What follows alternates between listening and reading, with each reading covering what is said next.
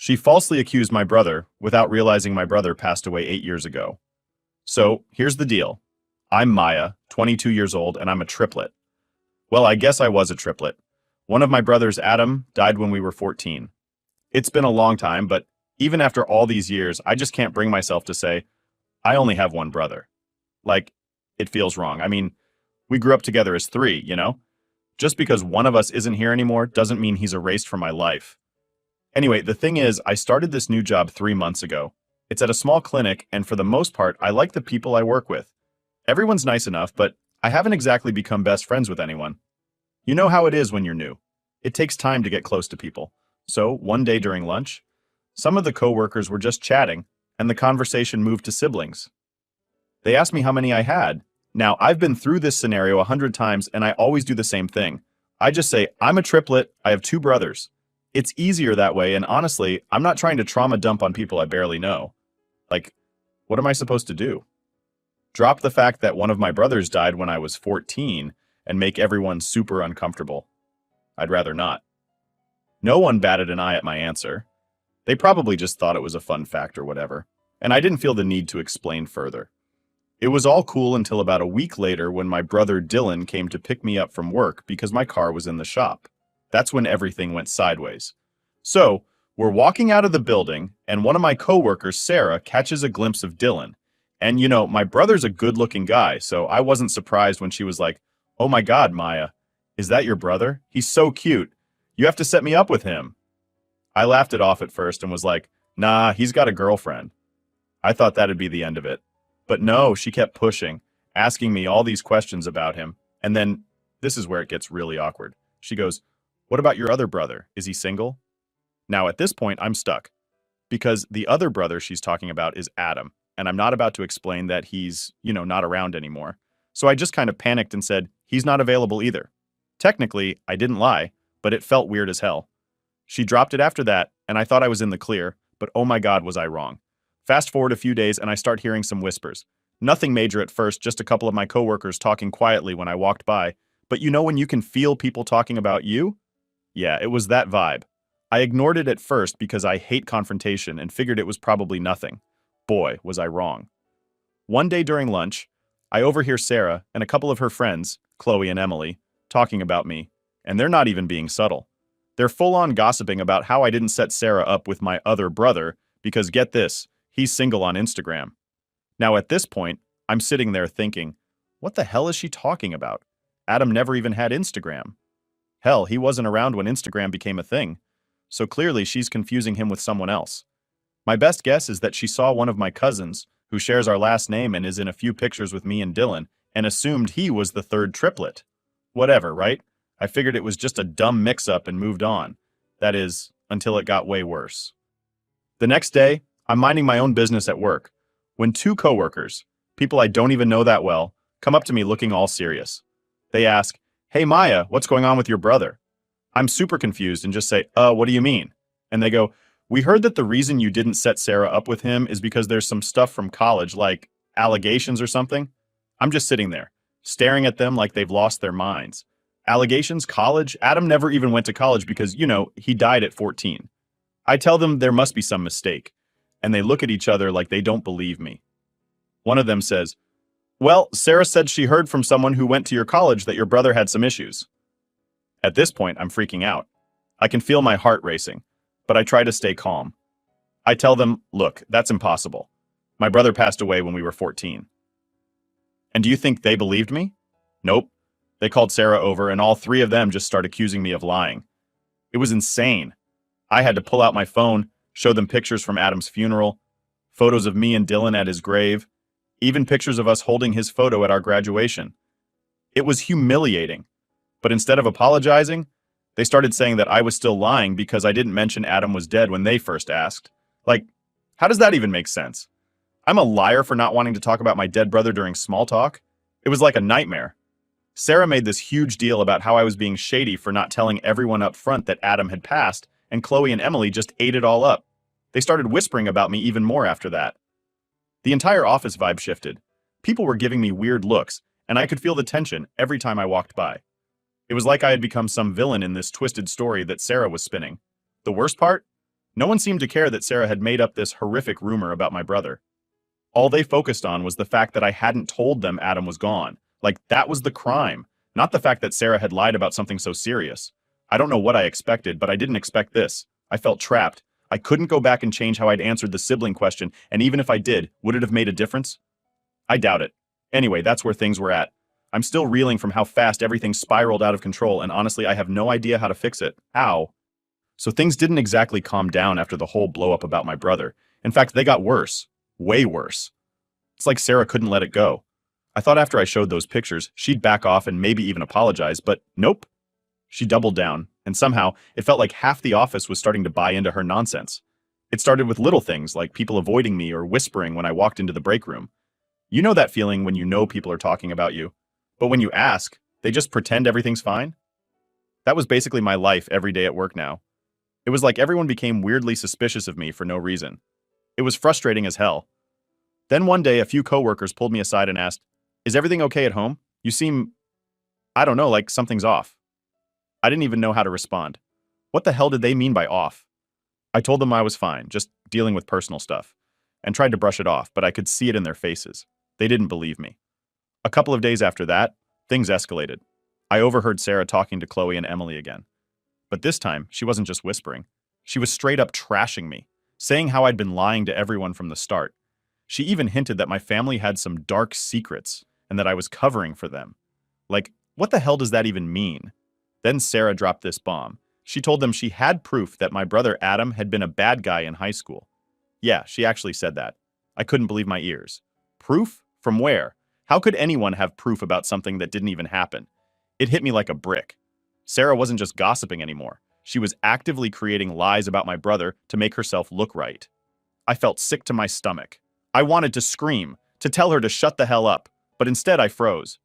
I didn't know what to do. If I confronted her, she'd just twist it around like she always did, and suddenly I'd be the bad guy. But things didn't stop there. Oh no, Sarah wasn't done yet. The next day I came into work and noticed this really weird vibe in the office. People were straight up staring at me like I had two heads. I didn't understand what was going on, but I was too anxious to ask. Then, during lunch, one of my coworkers, Nina, pulled me aside. She's one of the few people who'd been decent to me through all of this. She looked super uncomfortable, like she didn't want to be the one telling me this, but eventually she blurted it out. So, Sarah's been saying stuff about you and your family, like that your brother might have done something really bad in high school. She said she heard from someone who went to school with him. I swear my brain short-circuited for a second. I felt my heart drop into my stomach.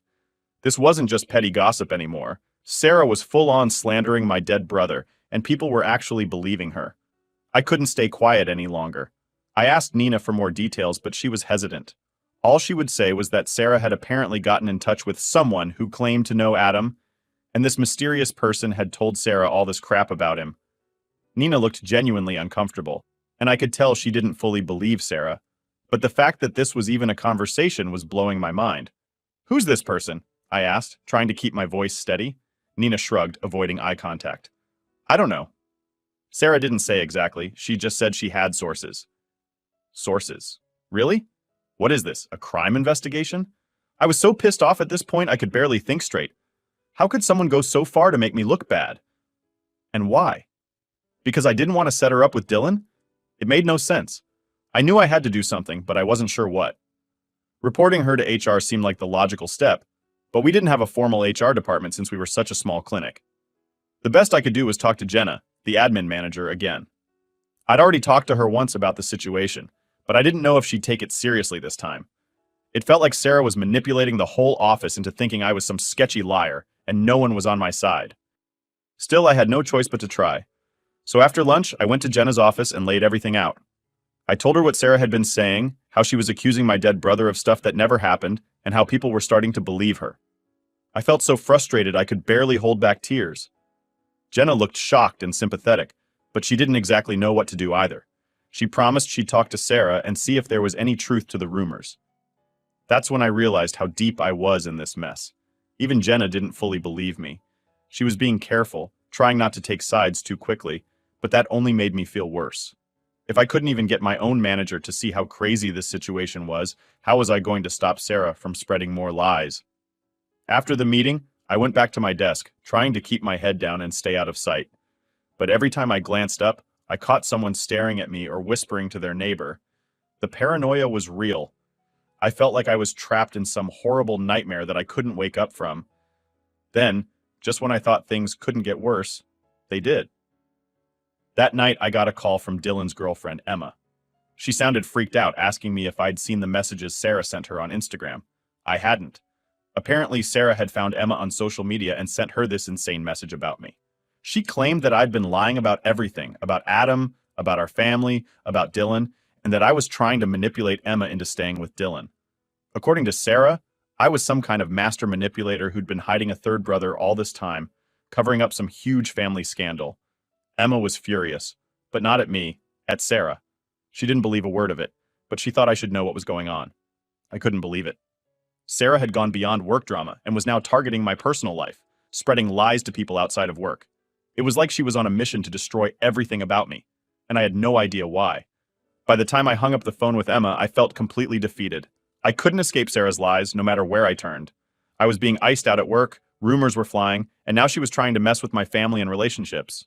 I felt like I was losing control of my own life, and no matter what I did, I couldn't stop it. Update 1. So at this point, I thought things couldn't get worse.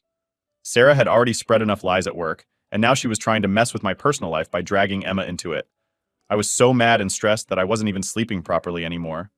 Every day I was dreading going to work, not knowing what new rumor Sarah would come up with next. But honestly, I wasn't prepared for what came next. It was a Friday morning when things really escalated. I had just walked into the office and I noticed right away that people were being super weird, even more than usual, like people were straight up avoiding me. I saw a group of my coworkers, including Chloe and Emily, gathered around Sarah's desk, and the second I walked by, they went dead silent and gave me these side-eye looks. You know when you can just feel that something's wrong? Yeah, it was like that. I tried to ignore it and went about my morning, but as soon as I sat down at my desk, my phone buzzed.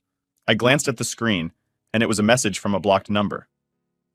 My heart started racing because I already had a bad feeling about it. I opened it, and the message was short but freaky as hell. Stop lying, we know the truth. I felt this chill run down my spine. Who the hell was sending me this? I had no idea if it was Sarah or one of her minions, but it was clear that someone was taking things way too far. I tried to shake it off and get to work, but then my phone buzzed again. Another message, this time with a picture. It was a picture of my house. My mind was racing. How did they get a picture of my house? And why? Was this some kind of threat? I felt like I couldn't breathe for a minute. My hands were shaking and I honestly didn't know what to do. Should I report it? Should I confront Sarah? Was this even connected to her? Or was something else going on? I didn't have any answers, but I knew one thing for sure. This had gone beyond some petty workplace drama.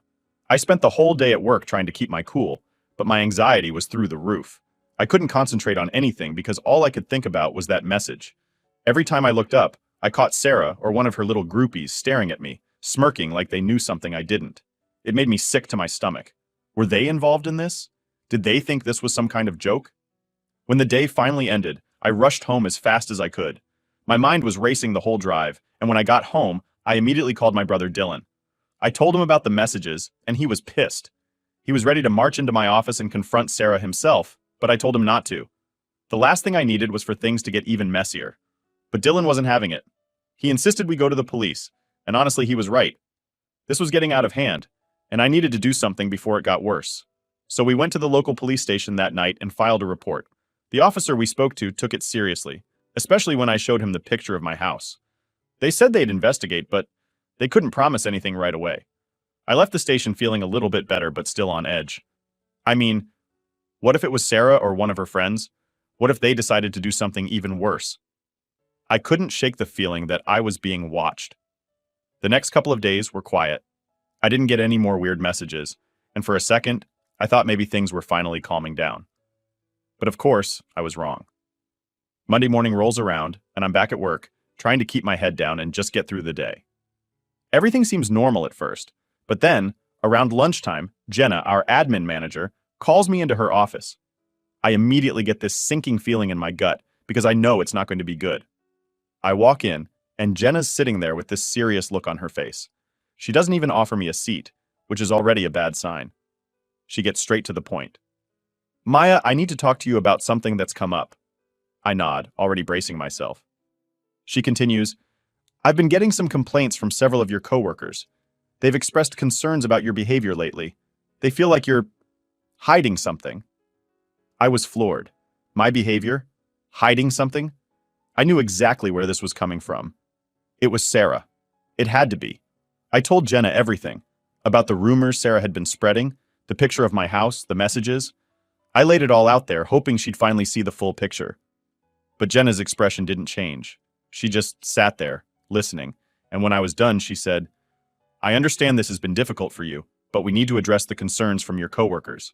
I'll look into the messages and the photo, but in the meantime, I need you to focus on maintaining a positive environment at work. I couldn't believe what I was hearing. It was like she was telling me to just suck it up and pretend everything was fine. I tried to argue, but it was clear that Jenna wasn't going to do much more than look into it.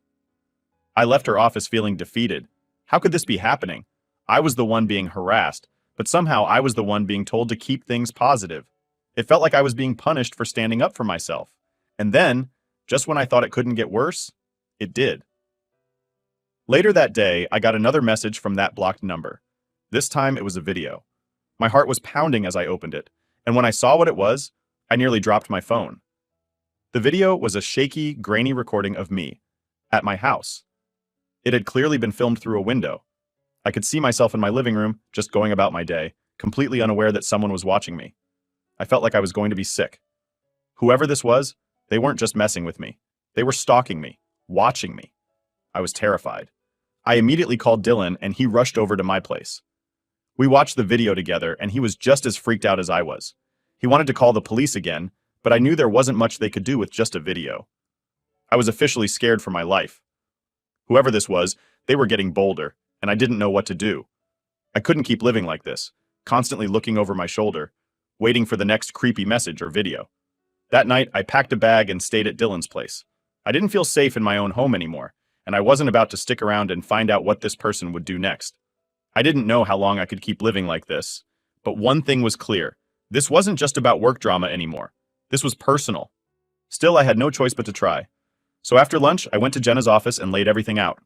I told her what Sarah had been saying, how she was accusing my dead brother of stuff that never happened, and how people were starting to believe her.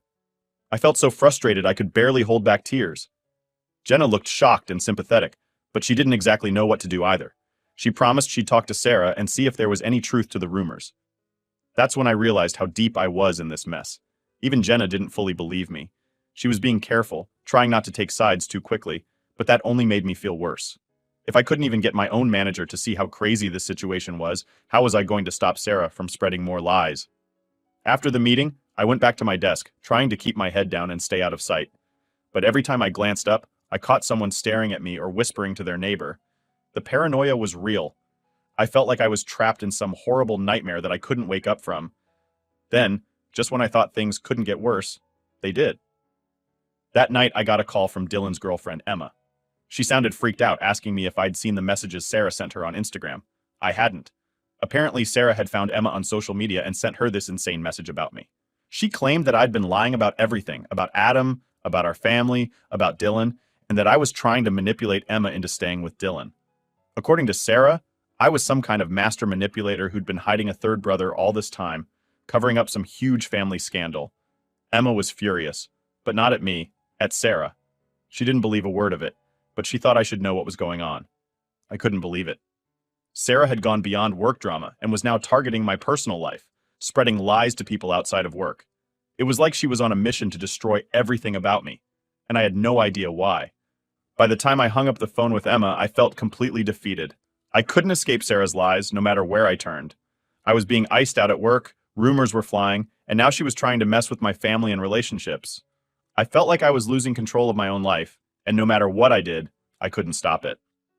We took the footage straight to the police station. I was shaking the whole time. I mean, what was Chloe's endgame here? Why was she doing this?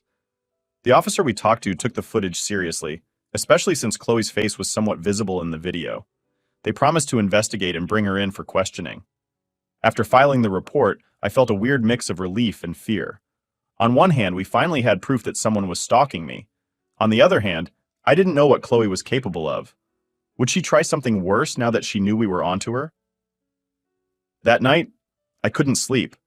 I kept thinking about everything that had happened over the past few weeks. The rumors, the stalking, the messages, and I couldn't believe it had all led to this. I mean, I never would have guessed Chloe would be the one behind it all.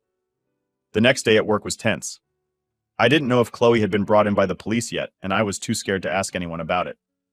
I tried to avoid her and Sarah as much as possible, but the office felt like it was suffocating me.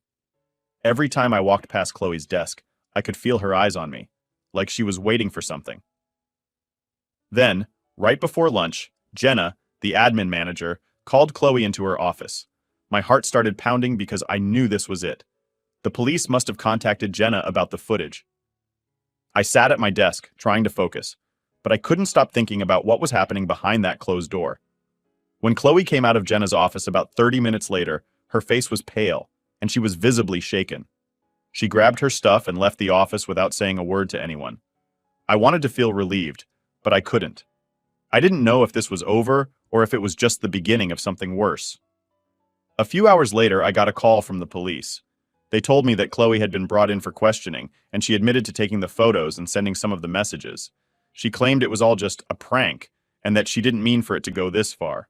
A prank, like stalking me and sending threatening messages, was something to laugh about. The police didn't think it was funny either. They charged her with harassment and stalking, and she was released on bail. But the officer I spoke to warned me to stay cautious, just in case. I didn't know what to think.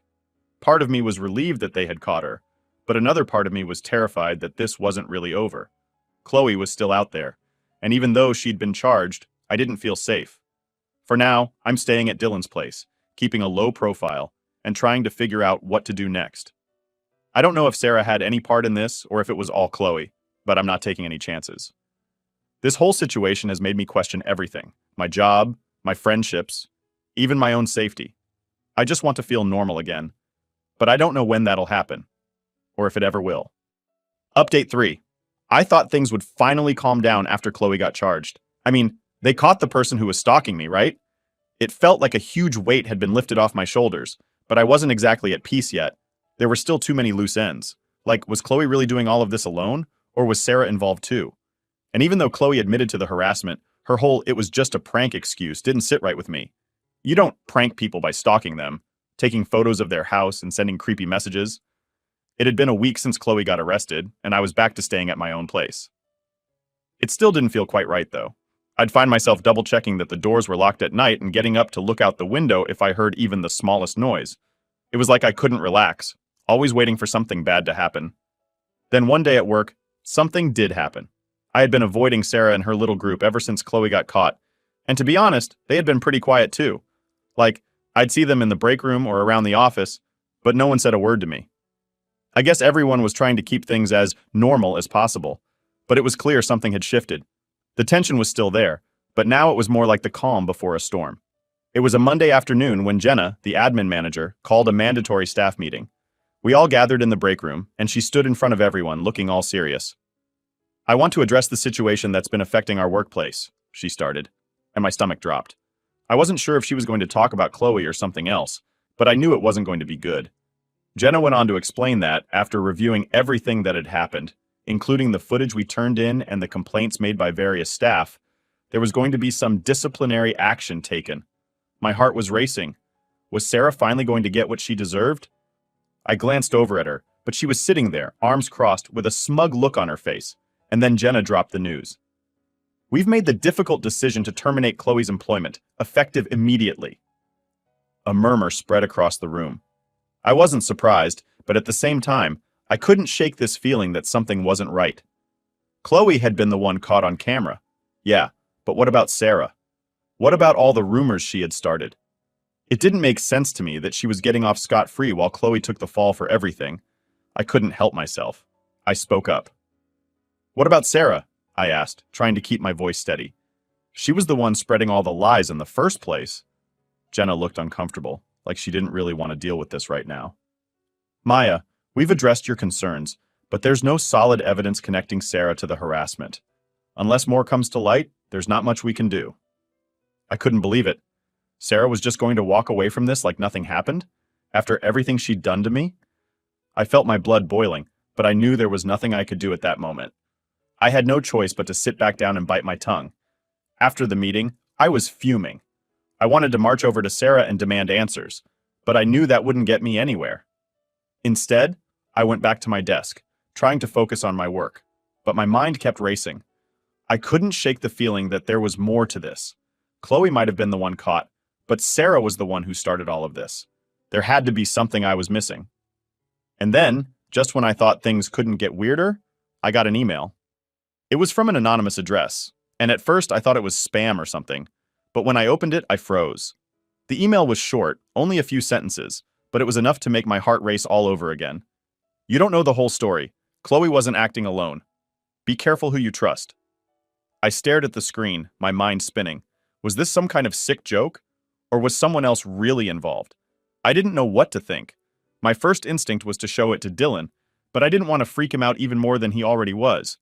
I decided to sit on it for a bit, trying to figure out what to do next. That night, I couldn't stop thinking about the email. Who sent it? And more importantly, why?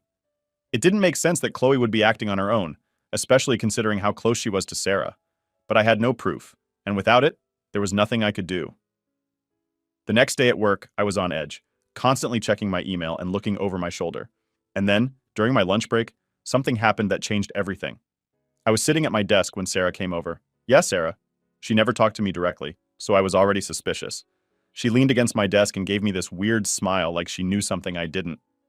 Hey, Maya, she said in this fake sweet voice that made my skin crawl. I just wanted to say, no hard feelings, okay? I know things have been tense lately. I stared at her, not sure where this was going. Sure, I mumbled, not really wanting to engage. But she wasn't done. You know, it's funny how things turned out with Chloe, she continued, her smile growing. She always was a little too eager to help. My stomach dropped. Was she admitting something? Was she trying to tell me that Chloe wasn't the mastermind behind all of this after all? I didn't know what to say, so I just stayed quiet. Sarah leaned in a little closer, her voice dropping to a whisper. I guess it's a good thing that some people know when to keep their mouths shut. Don't you think? That was it. That was the confirmation I needed. Sarah had been involved all along. She might not have been the one caught on camera, but she had been pulling the strings the whole time. I wanted to call her out, scream at her, but I knew that wouldn't help. Instead, I just nodded, pretending like I didn't understand what she was saying. But inside, I was seething. As soon as she walked away, I knew what I had to do. I went straight to Jenna and told her everything. I showed her the email, explained what Sarah had said, and made it clear that this wasn't over. Jenna seemed taken aback, but she promised to look into it.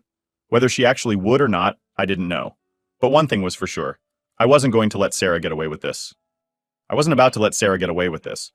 After her little no hard feelings stunt at my desk, I knew she was involved in everything, but she was still playing mind games, acting like she wasn't scared of being caught. The thing that kept bugging me was how she seemed so confident, like no one would believe me even if I told the truth. So, the day after I talked to Jenna, I decided I needed proof. Real, undeniable proof that Sarah was behind it all. My plan was simple. Bait her into slipping up. It wasn't like she was trying too hard to hide it anyway. I started by acting casual, going out of my way to say hi to Sarah when I saw her in the office. It was weird, and I could tell it threw her off a little. She gave me these fake smiles and quick nods, but didn't stick around to talk. It was obvious she thought she had won, but I was just getting started. That afternoon, I overheard Sarah talking to Chloe on the phone. Yeah, she was still in contact with her even after Chloe got fired. I couldn't hear much, but I caught enough to know that Chloe wasn't taking the fall alone. Sarah was saying stuff like, "Don't worry, they won't find anything. And you did what you had to do." That was all I needed to hear. I decided it was time to make my move. The next day, I set things up so I'd run into Sarah outside the office during lunch. I told her I wanted to clear the air and act like I was over all the drama. She took the bait, of course. She thought I was giving in, trying to smooth things over. We went to this little cafe around the corner, and I started asking her casual questions about everything that had happened, acting like I was curious about how Chloe ended up taking all the blame. And then it happened. Sarah let her guard down. She started talking too much, explaining how she didn't want things to go that far, but Chloe was too dumb to follow instructions. My heart was racing, but I played it cool, nodding along like I understood. Sarah rambled on about how she was just trying to teach me a lesson for making her look bad at work, but Chloe messed everything up by taking it too far. She even admitted that she was the one who had sent those first few anonymous messages, trying to scare me into quitting. The whole time, I was recording her on my phone, hidden in my bag.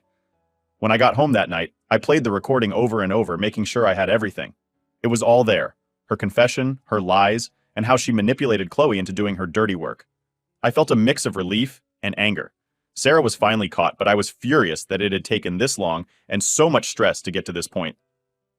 The next morning, I took the recording straight to Jenna. She listened, her face going pale as Sarah's voice spilled out, confessing to everything. By the time the recording ended, Jenna looked like she didn't know what to say. She promised me that Sarah would be dealt with, and this time, I actually believed her. Within hours, Sarah was called into Jenna's office. I didn't hear exactly what happened, but when Sarah left the building that day, it was with a box of her things, escorted by security. It felt like a weight had been lifted. After all the lies, the rumors, and the stalking, Sarah was finally gone. Chloe might have started it, but Sarah had been the mastermind, and now she was out of my life for good. Looking back, I still can't believe how far things went all over something so stupid. But one thing's for sure, I've learned to trust my gut and never let people like Sarah get the best of me again. That's the end of it. I'm finally free from all the drama.